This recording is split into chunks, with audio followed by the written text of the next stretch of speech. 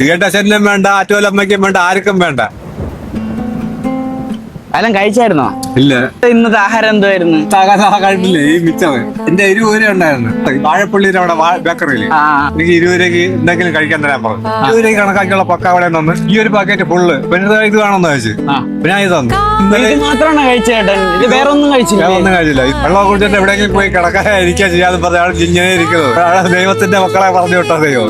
Cigarette അച്ഛനും വേണ്ട, ആറ്റുവല്ലമ്മയ്ക്കും വേണ്ട, ആർക്കും വേണ്ട. പിന്നെ ഞാൻ എന്തിനീ ഭൂമിയിലൊന്നും ഇങ്ങനെ അങ്ങനെ ഒന്നും ചിന്തിക്കില്ല. ഞാനില്ലേ ഇവിടെ, ഞാൻ ഇതിലൂടെ വരുമ്പോഴത്തേക്ക് ചേട്ടനെ കാണുന്നുണ്ടെങ്കിൽ ഞാൻ ഇവിടെ ഇറങ്ങി ഫുഡ് തന്നിട്ടേ പോകണം. കേരളത്തിൽ ആരും പട്ടിണി കിടക്കരുത്, ആ ഒരു തീരുമാനത്തോടെ ഞാൻ ഇറങ്ങിയിരിക്കുക. അത് നല്ല കാര്യമാണ്. കൊടുക്കണം, അർഹതപ്പെട്ടവര് കൊടുക്കണം. ഫുഡ് കഴിക്കുന്ന നമുക്ക് സാമ്പാറും ചോറും ആണെങ്കിൽ കളഞ്ഞിട്ട് പോകും. നല്ല മീൻ ഇറച്ചാണെ കഴിക്കും. ഇങ്ങനെയുള്ള വൃത്തിയായിട്ടവന്മാരാണ് കൂടുതൽ. അത് കാരണമാണ് എന്നെ പോലുള്ളവനൊന്നും കിട്ടാത്തത്. എനിക്കങ്ങനെ സാമ്പാറും ചോറും ചമ്മന്തി എല്ലാം എന്തായാലും ഞാൻ കഴിക്കും. ഒന്നും കൂടി വേണോ? ഒന്നാളെ കിട്ടിയ വളരെ ഉപകാരം. സന്തോഷായില്ലേ? അപ്പൊ പോയിട്ട് വരാവേ കേട്ടാ.